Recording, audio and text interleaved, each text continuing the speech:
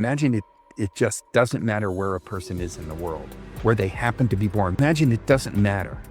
Their healthcare should be at the same elevated level that ours. And how do you do that? You bring to bear with the tools that they have, which is often the smart device or a tablet, because they're inexpensive and they're ubiquitous. They're everywhere. And because of the satellites we have covering this world, real-time communications, regardless of where you are on planet Earth, can be happening. And a doctor sitting in Cleveland or a doctor sitting at Hackensack Meridian could be offering high quality care for someone in Guatemala. A decade from now, it won't matter where you are in the world. We'll be able to offer you the same health care that any nation can offer their population.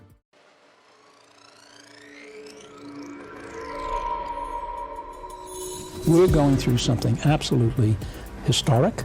Technologies across the board are growing exponentially. It's a disruption that's going to completely redefine the way businesses compete. In the next decade, we're going to lose 40% of today's Fortune 500 companies. The exponential growth of computing is continuing. AI is nowhere near its full potential. Whether you like it or not, that the future cannot be stopped by anyone. Welcome back to the Future Tech and Foresight podcast.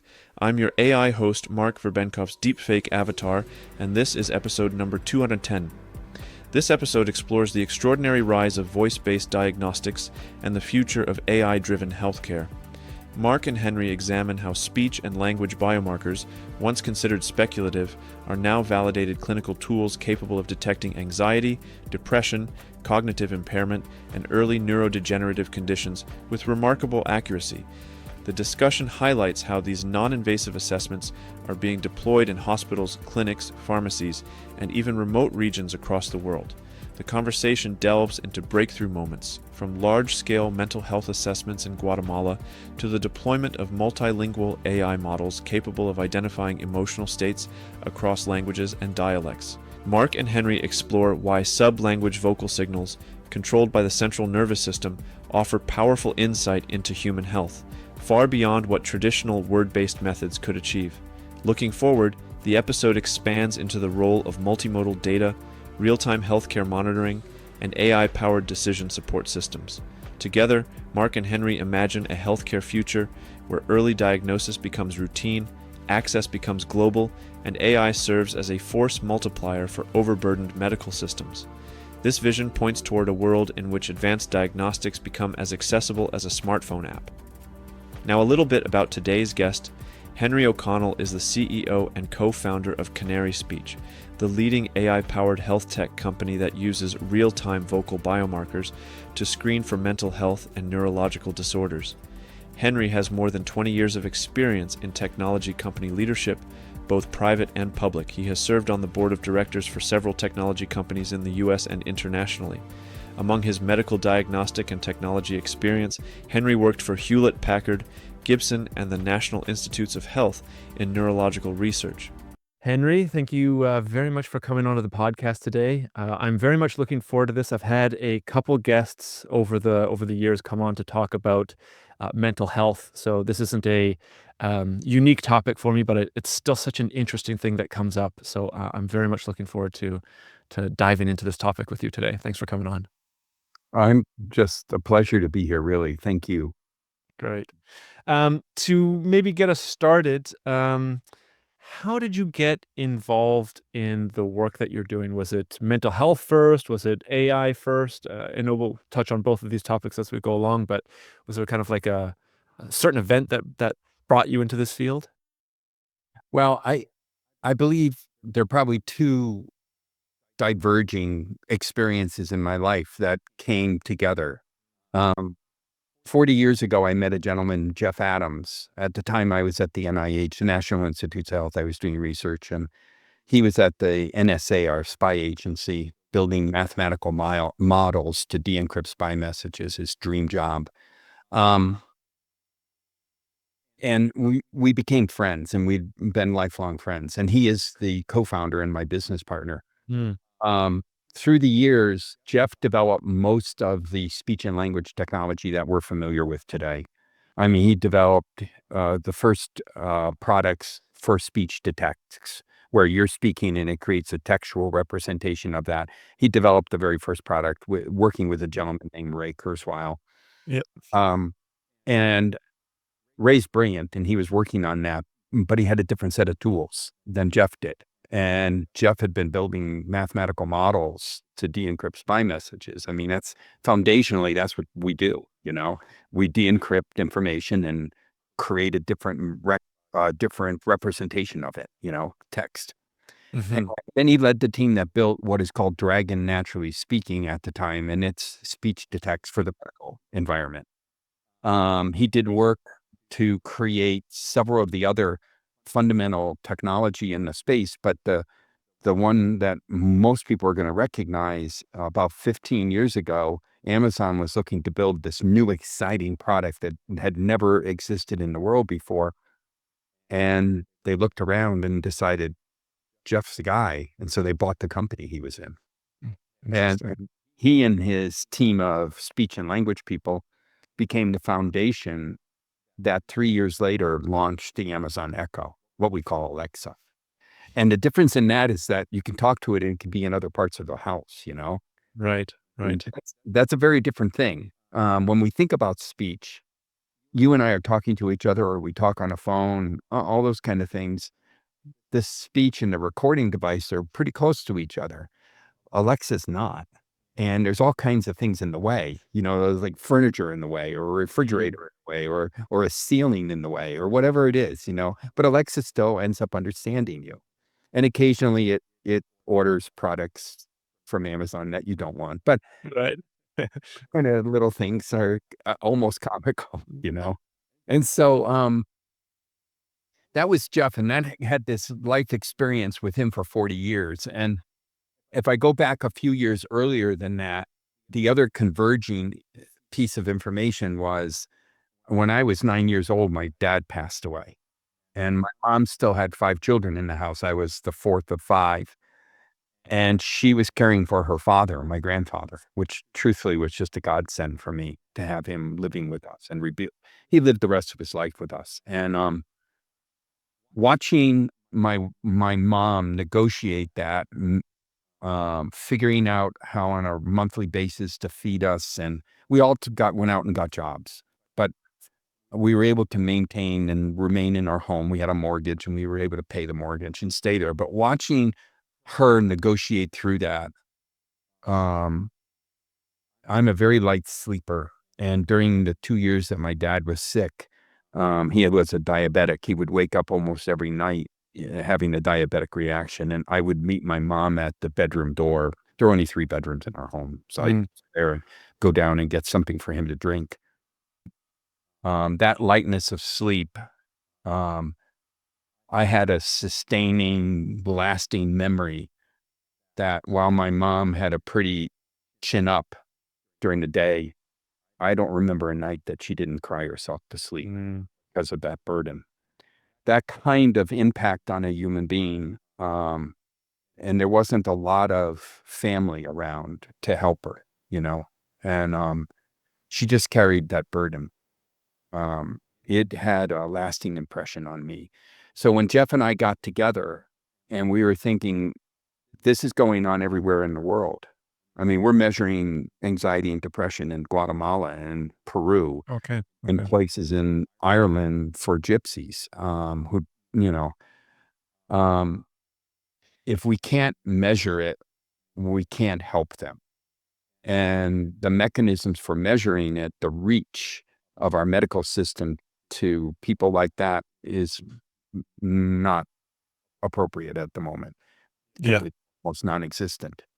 And because of that, we thought, well, what if we could create something that could help deal with remote populations and help us? So those are the two converging things. And we were at a bagel shop in Provo, Utah, and we were talking about, we both had the opportunity to do something different 9 years ago. We were finishing up fairly long careers, and he was done with Amazon. And he told me a number of things he wanted to do. And at the end of talking about that, they're all things he could do. I said to him, you've done a lot with your life already. I mean, there are an awful lot of things on the road behind you. What's left on the road in front of you? What haven't you done that you really want to do? And he said, well, I've always wanted to apply speech and language analysis to human condition and disease. And I said, well, why don't we do that? And so that was the start of what we're doing. It's a pretty powerful story there, Henry. Thanks for sharing. I kind of want to go back a little bit on one of the points you said about, these remote communities not having I guess you would say the tools at their availability to detect whether, anxiety, depression, et cetera, are occurring. I've traveled extensively throughout Latin America. I speak Spanish reasonably well. I've seen some amazing people, but also some people that have, lived in some pretty horrendous situations. I would assume that anxiety and depression is much more prevalent in, you mentioned Guatemala and other parts of Latin America, and that is just kind of an accepted part of day-to-day existence in some of these communities.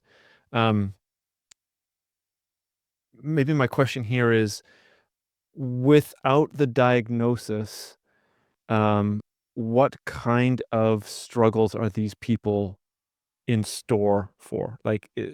And maybe the other question is, once diagnosed, what kind of solutions or what kind of benefit can these people be expected to experience? It's interesting. I just spent 10 days in Guatemala, got home on Sunday. Okay. Whereabouts? I was in a couple of different rural towns, and I'm terrible with names, so I'm not going to be able to tell you the names. No worries. But we were actually meeting with groups of physicians. Okay. We'd been working there now for about a year. We have the support of the president of Guatemala, and we have specifically built assessment tools for Guatemalan Spanish. And what we found, on average in America right now, about 22% of the population, if you measure their anxiety levels and their depression levels, about 22% of the population have elevated depression in the U.S. Elevated to the point where it's needs treatment type of thing. It can be higher at certain times. It was much, much higher during the pandemic. Sure. In Guatemala, we found that level was 38% of the population, generally, as we measured them. Right. Now, we have our solution working in Guatemala. The mechanism under which it works, you need to create. I think of it as a tool in the toolbox. So an individual can use the tool on a smartphone. They all have smartphones. They can use it on an Android or an Apple, and they can communicate over a range of different platforms. We have an app that runs on that, but you could do video conferencing or telephone calls, or even the Samsung smartwatch. You can talk to the watch and it can record the audio, and we can work with that. But the process in Guatemala is a little bit different in that a lot of people depend on pharmacies, which are quite prevalent. I mean, even the small towns, I visited about 22 of them. Even the small towns have pharmacies. You go in just to buy pharmaceuticals and to buy cough syrup and NyQuil and things like that.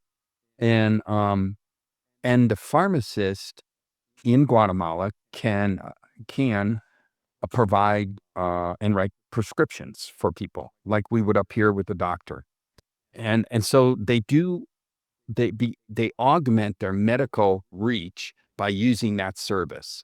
And so we have engaged with the pharmacy that when a person comes in, they can actually do a Canary assessment. And if they have elevated anxiety or depression, they would qualify for a prescription. And so we met with a group of doctors there during this visit that are running aging clinics. And so managing mild cognitive impairment and Alzheimer's disease. And we're back there next month with them working and rolling out that product for their clinics so that we can begin helping them manage an aging population. Now, what that means is that individuals on the depression side, if they're assessed, they can actually use the pharmacy system, which are in all of their towns, to be able to, if they qualify and need medication, to get medication. And then in the clinics that are helping individuals, they don't manage the population in the clinics, but people live at home, but they come to they come to aging clinics to get services. There they can be evaluated properly and they can understand and then prescribe whatever appropriate medication or therapeutic treatments that they need. So Canary Speech is contributing to that, and it connects them. If they can't make it to that meeting, then the doctor can actually call them on their cell phone. Right. And we can conduct an assessment while they're talking with them in what we call an ambient mode. So just like you and I are talking right now, just that conversation, we could be analyzing me, and you on the side could see the results of that play out on the right-hand panel or something. It's very cool. I have one other question before we actually talk about the technology that you have and the company that you have, which is fascinating. You were mentioning, Guatemala, the States. There was one other place that you were talking about. Is the assessment, like the data, or I don't know how to phrase this question exactly, but is the assessment different for different regions? Like tonality is different between Guatemala and say Ghana, I would assume is different, or the attributes of anxiety and depression might be a little bit different from place to place, or is it just we're all humans and it's universal? So this is a really intuitive question. For the last 35 years, after Jeff created natural language processing, the speech to text capability, people would use that tool, create a textual line and say, well, people with this particular disease speak these kind of words, or they're missing these kind of words. Okay. So 35 years of study of that resulted in exactly 0 clinical tools, because words are chosen. We choose words, although we choose them very quickly. They're not constant across either same language populations and different language populations are totally different. It's a very different language entirely. So using that as the data set proved to be ineffective. And Canary Speech pioneered using sublanguage elements. So words, and actually the tool that goes speech to text recognizes this. The words that we form are created from 2,548 sublanguage elements. Those elements are controlled self-consciously and specifically by the central nervous system. Now, regardless of where you are in the world, your central nervous system is about 9999.9999 the same every Right. time. So we control self-consciously, we're controlling our vocal cords. And when I get excited, my vocal cords vibrate faster. When I am depressed, my vocal cords vibrate slower. The rate at which they change is slower. If I get alarmed by something, my vocal cords can go up and you can hear my voice accelerate and my voice get louder. The power of that I'm pushing it out, all that self-consciously. But I can tell the difference if I'm out and about in a town. I can tell the difference if there's a grandmother or a mom screaming for their child at a soccer match and someone who is screaming because an accident just happened.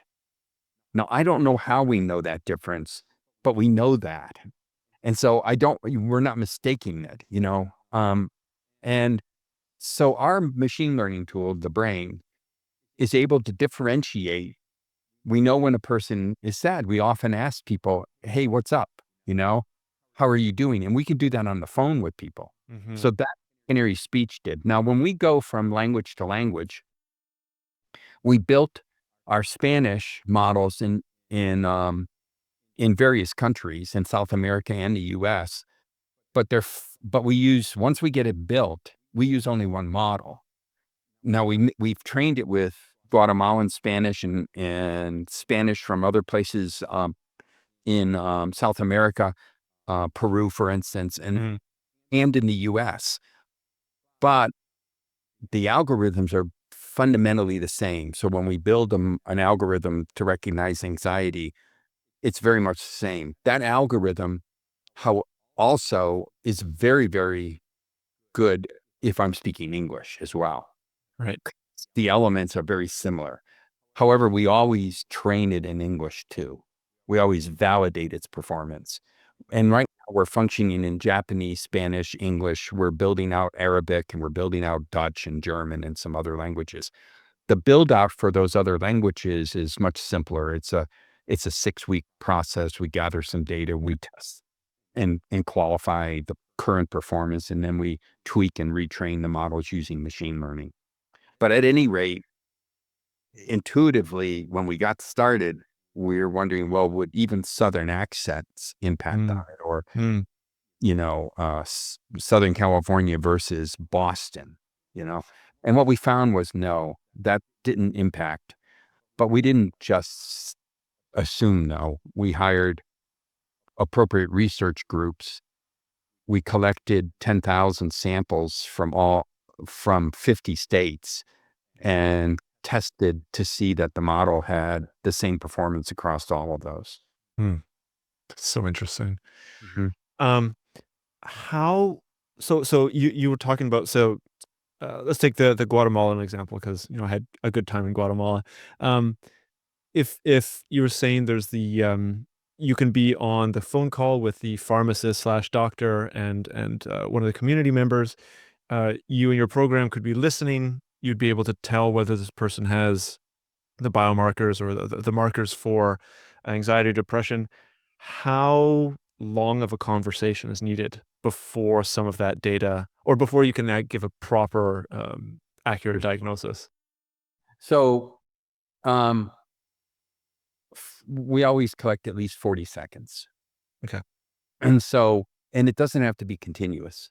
So if we're on a call with a person, our technology using AI is intelligent enough that we can differentiate between the two speakers. So we know who the pharmacist is and the individual is. The voices can be merged into a single channel. We can separate that. We're paying attention using AI. Again, we're paying attention to who's speaking, for how long they speak. And then when we get to 40 seconds, we analyze that data and return a score within milliseconds. Oh, wow. So you and I could have, and we could in fact analyze both speakers. And we have over a dozen different disease models. In that 40 seconds, we could measure all 12. Crazy. Yeah. What are some of the others? Like anxiety and depression, I think, is one of the things that we've talked about, but like Alzheimer's, perhaps? Or yeah. Yep. So Alzheimer's disease, mild cognitive impairment, which is a precursor, Huntington's disease, Parkinson's disease, MS. We're currently working on ADHD for children and autism for children, and then energy levels. So if you're measuring anxiety and depression in a person, and you find that their energy levels are very low and they're extremely fatigued, a doctor might look at that and think, this might be a sleep problem, and then explore, how's your sleep? How well do you sleep at night? Well, I'm up 4 times every night. We have a baby and I'm caring for the baby. Postpartum depression, PTSD. These are other things that we measure. COPD, congestive, heart failure, and also pulmonary tract infections, like pneumonia and things like that. Right. So we have 13 ongoing developments too in different languages and different diseases. So what we have found is that we think of this as a tool in the toolbox. Either a person's using it to help, like biofeedback, to help monitor their own health, or a clinical team is using it to help them as a clinical decision support tool to help them decide what type of assessment or disease a person might have. And this is just part of the information that they receive towards that. Right. So, I mean, you were saying as part of like an ongoing mechanism for yourself to I believe, biofeedback to self-analyze. This, I think, is something that's super interesting, and it definitely fits in within the larger what's it called, the precision medicine trend. I think that's kind of exploding with the new emerging technologies in AI recently. Do you see your company in the future? I mean, maybe it's already happening, but in the future, like it could just be on everybody's smartphone as an app. You give it authorization to kind of record your voice at, 1-day intervals or something like that, and you can get a health checkup on whether your anxiety or depression is going up, or many of these other issues that you're able to diagnose now. Is this something that all of us could be using in the near future to get diagnosed earlier on and get treatment earlier on, so that the whole freaking civilization and society could be healthier overall? It is. And the other thing, it does several things. One, it helps us participate in our own healthcare. Yes, yes. It moves point-to-point care to continuous care, because that information could be available to your doctor as well, Mhm. and the team that's treating you. It helps provide feedback. Most of the things that happen in life aren't happening while I'm meeting with my doctor. 99.8%, maybe 9% of everything that Yeah. happens in my life isn't when I'm sitting with my doctor. Mm. So the triggers that are causing my anxiety or my depression, maybe they're all happening outside of that office. And so when they're happening, I can be watching. If I'm working, when I get back from foreign travel, like Asia, Yep, particularly, yep, my energy levels are just down for about 3 days. They just are. That's sure. realistic. I just got back from Guatemala. I took a red eye down. And then on the way back, started in the morning, but arrived at my home at 2:30 in the AM. Yeah, yeah, So, I mean, that's a pretty long day. And yeah, yeah. and so it takes a while to catch up, and I can monitor that I'm catching up on that. Um, we use glucose monitors, for instance. I don't have diabetes, but I wear a glucose monitor. I do it anyway because it helps to remind me on a regular basis to eat better. Interesting. No, Right, right, right, right. It's almost like gamifying health a bit, right? it's a companion to discipline. Yes. And so when I was running, when I was younger, I ran quite a bit and competed. And we had, prehistoric tools to do that. Our watches were not what we have today. And if you wanted to monitor your heart, you had to put a strap around and carry a box and the whole bit. But so you didn't do that regularly. But monitoring connects us with our health, and paying attention to things, measuring things connects us with change. The discipline to change comes from measuring, in my mind. If I don't know, I just coast. If I'm on a scale, I'm 10 pounds heavier next year. So I don't step on a scale every morning, but I check my weight, once a week or so. Sure. And so I just think it's important. And today we have such wonderful tools in front of us, that allow us to do that and can augment the reach of technology. A doctor could be at Cleveland Clinic in Cleveland and working with a population as they are in Saudi Arabia or Abu Dhabi, and the team there might want to bring in a specialist that's there. They're interacting and they're seeing real-time information about a patient, not just a record that was taken a week ago. But while the patient is sitting there talking to the doctor, they're seeing real-time information that's more meaningful than maybe what their blood pressure is at the moment, or what their temperature is at the moment. And those things may, in fact, be additive they're biomarkers. They may be additive to what you're doing, but if you understand where a person's depression is, if you understand where their anxiety levels are, or if you're measuring and you realize for the very first time, and I've been in offices with doctors, for the very first time, someone realizes they have MCI, mild cognitive impairment. It's traumatic for them. Sure. But at that moment, the clinical team can help them plan for that. I was in a specific situation in a clinic where a 73-year-old came in and brought her mother. Her mother was in her mid-90s, type of thing. And they've been doing that for 15 years together, daughter bringing mom in. And for the very first time in that clinic, and I was in the room with them, and they were using our tool for the very first time that we were rolling it out, and I went there to do this in Nebraska. And mom was measured with MCI. Before they left, mom was connected with all the community services, AARP and Alzheimer's Association and everything else. And for daughter and mom, as traumatic as it might be to now start down a road where you have a progressive disease, it was another phase of their life together. Yeah. And they were prepared and preparing for it. So that's a difference, and you look at that and they were so grateful. The daughter had been wondering whether or not mom was struggling, remembering things. And now we had an answer, an objective answer with a follow-up by the clinical team there with a secondary measurement. And they said, it is MCI. But mom's 92. That's not unusual, And some people can be 102 and not have MCI, but some aren't. And so that was kind of a touching situation for us. Sure. I'm thinking about I've been thinking about this while we've been speaking. Could you speak to the non-invasiveness of this diagnostic tool? I mean, it's about as non-invasive as you can get. I can't think of another assessment tool that would be something like that.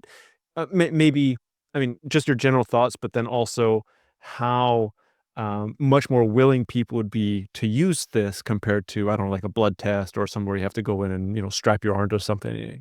I think it's an important point to not to skip over. It really is. I have come to understand one other component of this, and I'll talk about, in addition to being non-invasive, being non-intrusive. About a year and a half ago, we introduced ambient, Canary ambient, which is the capacity just to listen to this conversation you and I are having in an informed consent. Mm-hmm. But a tablet or a smart device or a video conference, a doctor or a clinical team member talking to a patient, and they don't ask them to give them a sample. They're not intruding in that relationship. And speech is the most natural thing you could possibly do. Yeah. There's one other thing that's different about vocal biomarkers. We're actually measuring the presence at that moment of a particular illness or disease, whether it's anxiety or depression, or whether it's mild cognitive impairment. We're measuring that at the moment. And we're measuring against a clinical diagnosis. So we built all of our algorithms to correlate to what a doctor or a clinical team would have diagnosed. When you do a blood test for, say, Alzheimer's disease, and recently there was an ad, or not an ad, a newspaper publication talking about a new test for Alzheimer's disease. It's a little misleading because the test wasn't for Alzheimer's. The test was for amyloid plaque. So they had a chemical marker in the blood to identify that a person had amyloid plaque. Not everybody with amyloid plaque have Alzheimer's disease. And not everybody with Alzheimer's have elevated amyloid plaque. So they talk about how accurate they are at identifying that amyloid plaque is present, and they call that an Alzheimer's test. But the truth is it's not. It's a So blood you test. can get a false positive, right? You have this plaque, and then potentially you're being told that you have Alzheimer's when you actually don't. 50% of the time, Ugh, oh man, right. or more, because you have no idea if this person in front of you who does have amyloid plaque will ever develop MCI or Alzheimer's. And you have no idea if the person in front of you who tested negative for it doesn't have it. Right. And so when you're doing a chemical test and it's testing something that's not directly the disease, and this isn't, you have to ask yourself, should that be used as a primary marker? And the answer is no. Of course it's no. But when you're using something like a vocal biomarker and it says with 98% certainty, less than 2% false positive, that there's MCI that's present, that's at that moment that person has demonstrated they have MCI. So then you do one of the other tests, a mini MOCA, or you do something. There are several tests you can run on a person that tests their mental acuity. One of the problems with subjective mental acuity tests is that you don't have a baseline for the person. In our case, we're measuring how the central nervous system functions, and our central nervous systems are virtually identical. So from person to person to person. So, but we still continue to develop and to test. We're working with 4 institutions right now. I mean, some of the most prominent in the world, doing further tests on MCI and Alzheimer's and depression and anxiety. So we're just going to continue to do that. I think the more we do of that, the more integrity is built in. We published with the National Institutes of Health in Osaka, Japan on MCI recently in Lancet. And in case, we had a population of 5,000 individuals from which we collected data, and we measured their MCI against the neurologist diagnosis. And everything we do is built that way. So Right. Okay, so it's faster, it's non-invasive, and potentially as good, if not better, in diagnosing the actual treatment. So I guess my question following from this is, like, what size of the industries in all of these diagnosing, anxiety, depression, et cetera, as we've been talking about, how much is that going to be disrupted, and what size are those industries? If you've done the research, if you have any kind of rough estimate, because to me it sounds pretty monumental. you know, I believe it is also. And we've introduced it to about 400 hospitals now. 400 hospitals want to roll it out. Right. So it's the type of thing where, in our particular case, it's very inexpensive. It's cash flow positive because there's a CPT code reimbursement for it. There's insurance reimbursement for what we do as a clinical decision support tool. That means that the hospital is actually cash flow positive using our product, and they're getting it in real time, and they're not intruding in the relationship. So they don't. The big alternative is they ask the patient to go take a bunch of written tests, which means they have to go to the site and do that. And then the doctor has to be given the results of those written tests. And those could be done digitally. They could appear with them, but they often don't. And the individual has to go through it. And we're experiencing a real positive result when we talk to people. But like, for instance, when we're introducing this to a hospital, they'll often ask us, well, how much time does it take to do the test? Right. And they say, well, there isn't any time responsibility. And they go, well, how is that possible? We go, well, you're doing it while you're talking with your patient. It's passive in the background. And then, of course, the next question they ask is, well, is there an informed consent? And we say, yes, of course, we're part of the informed consent. But like everything else you do with the patient, they came there to give their blood, to give their blood pressure, to have an analysis, to talk to a doctor. We're part of all of that. And we function at that level. So we function at the same patient security level of any healthcare institution on planet Earth. And we're audited for that all the time. But we decided 9 years ago that that's who we would be. Right. So the first Lego block we put down, we knew that. Yeah. This Henry, I see our time is winding down. This is fascinating. I could talk to you about this all day long. We definitely need to talk about, the future of this and how, I mean, we've kind of touched on it, I think, a little bit. But before we dive into that, before the recording, we were talking about your connection with Microsoft. And I don't know if there's enough time, touch on the multimodal aspect of these AIs as time goes forward. If I know we talked about it before the recording, so the audience isn't aware of it, but if you could continue that conversation that we were having and give your thoughts on and the connection to Microsoft, I think that'd be great. So Canary Speech and Microsoft are working together to roll out 2 different AI tools as an integrated single solution. So they have through their company Nuance, which they acquired about 4 years ago, they have a product called Dragon Copilot. Now, remember, Jeff Adams created the first Dragon Naturally Speaking 25 years ago type of Yeah. led the team that built that. So this is kind of really cool for us historically to be working together. Right. So what Dragon does is it listens to the conversation between a doctor and a patient. It creates these wonderful notes. But in addition to that, it does 2 more really cool things.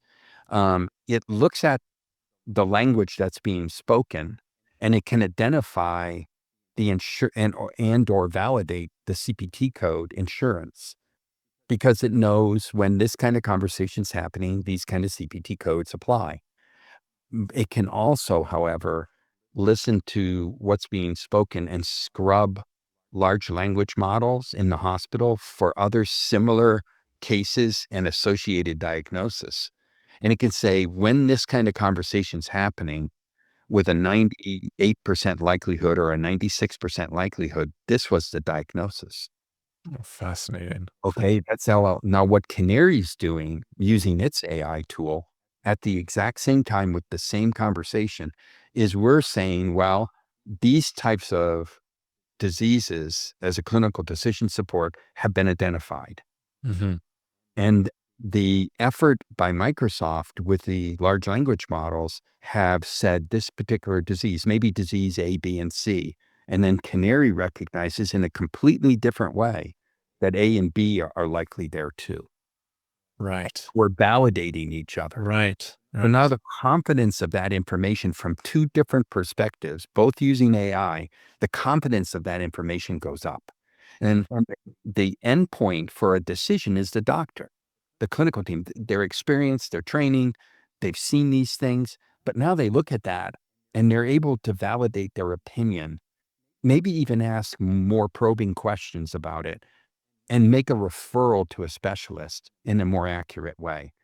All of that happening in real time. All it's happening while we're not intruding in the life of either of these individuals. We're just giving them more information. That information is actionable. It's meaningful to them. It helps support their experience and their expertise. And that's just so cool in my mind. And when we talk about the future, Yeah. imagine it didn't matter. It doesn't matter. Imagine it just doesn't matter where a person is in the world, where they happen to be born. We were both talking about Guatemala. Imagine it doesn't matter. Their healthcare should be at the same elevated level that ours. Yeah. And how do you do that? You bring to bear with the tools that they have, which is often the smart device or a tablet, because they're inexpensive and they're ubiquitous. They're everywhere.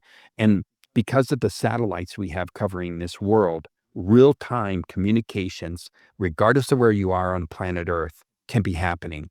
And a doctor sitting in Cleveland or a doctor sitting at Hackensack Meridian could be offering high quality care for someone in Guatemala.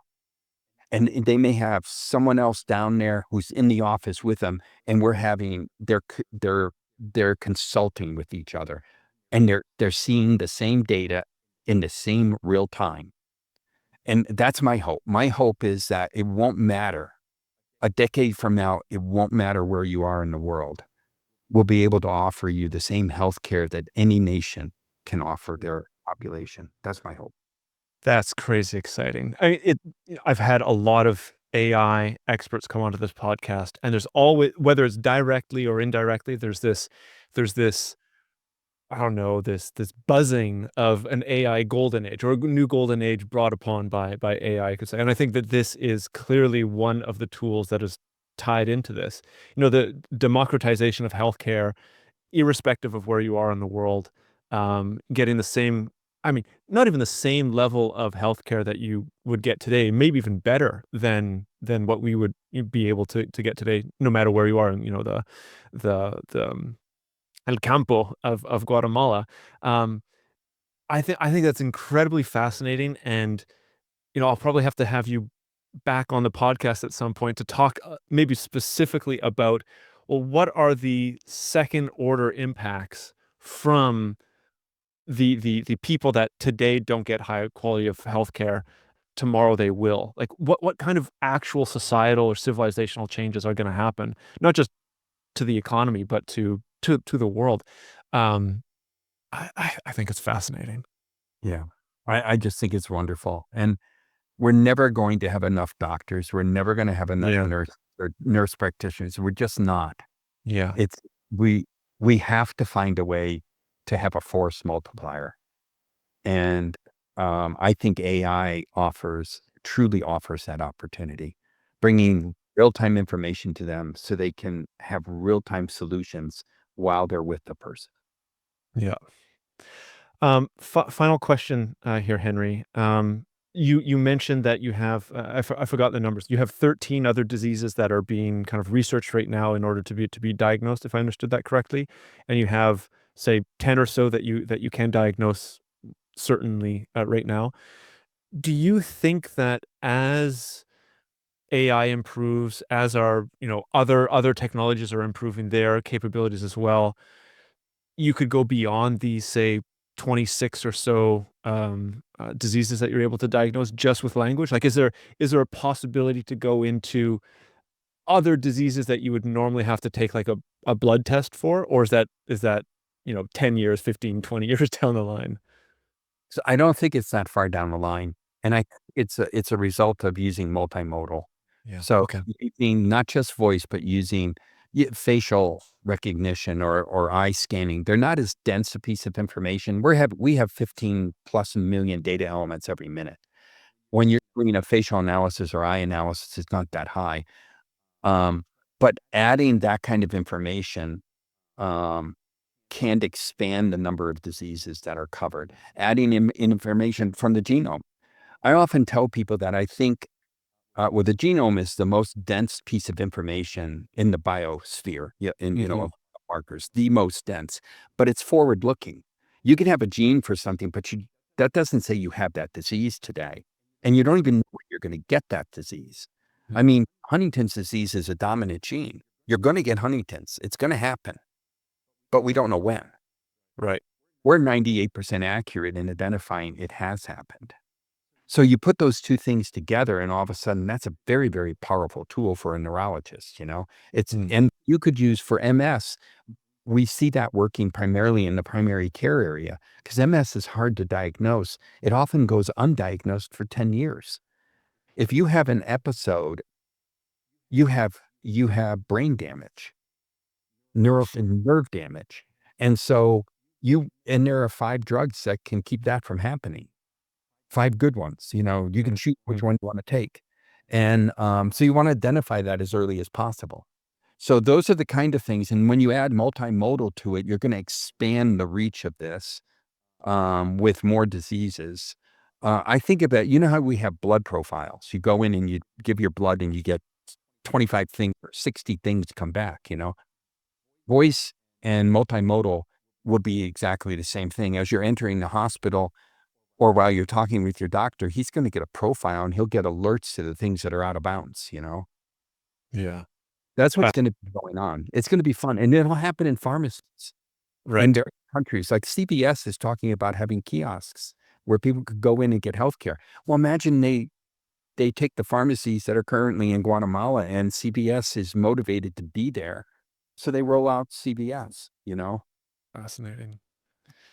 Oh, that's exciting, Henry. That's a really, really interesting picture you've painted of say the next 5 to 10 years or so, maybe even less than that. Yeah, very, very excited. So I'll definitely keep up to date with what you guys are doing. I'm assuming you guys have apart from social media, you have a blog or news updates on your website, Canary Speech. Other places where you guys want listeners and myself to pay attention to what you're doing and follow what you're doing online? We have a fair presence on LinkedIn. I'd love people to jump on and join our Canary Speech LinkedIn profile. Yeah. We've got a good following, but if it quadrupled, that would be fantastic. And a lot of times our following is more clinical based, but I think there's a real benefit to having it be more consumer based. And so we're on Instagram, we're on LinkedIn, we have a website, www.canaryspeech.com. Mhm. There's a lot of good information there. And any one of us, if you drop a note there, 100% of them get responded to. Many of them I will respond to personally. Right. Henry, I can't thank you enough for coming on today. It's been very, very, very interesting listening to what you have to say. And it's so nice to also have, I guess you could say, the trend of podcast guests I've had on confirm how the future is going to come about. It's each time I have one of these conversations, it just motivates me to stay alive as long as possible and to see what happens in the future. So it is going to be a lot of fun. Yeah, I definitely will. Thanks again for your time. Really appreciate it. Same here. Thank you. Well, thanks for listening to this week's Future Tech and Foresight podcast. If you like what you've heard here, there are, of course, a number of ways that you can support the podcast. The best way would be to leave a review on Apple Podcasts or give a rating on Spotify, which you can find a step-by-step explanation for on the futuretechandforesight.com website. Alternatively, feel free to leave a comment either on the episode show notes or the YouTube channel where you can see video recordings of the interviews. And finally, if you are part of an organization that is aware of the disruptive and transformational impact that emerging and future technologies will bring and want to know more, please get in touch to hear about the strategic foresight services that we offer and how we can help future-proof your organization and take advantage of the phenomenal opportunities available to survive and thrive in the future. A lot of future-shocked people and future-shocked institutions in our society are simply overwhelmed. Once there is superintelligence, the fate of humanity may depend on what the superintelligence does. Science fact is catching up to science fiction. The first truly intelligent machine will be the last invention that humanity needs to make. The only scarcity that will exist in the future is that which we decide to create ourselves as humans. Within a 10-year design revolution, we can have all humanity living the highest standard of living anybody's ever known. Progress is accelerating at an exponential pace, and it's going to reach a point where progress is so fast it's going to be a singularity. We are probably one of the last generations of Homo sapiens. Every single headline points to the birth pangs of a Type 1 civilization.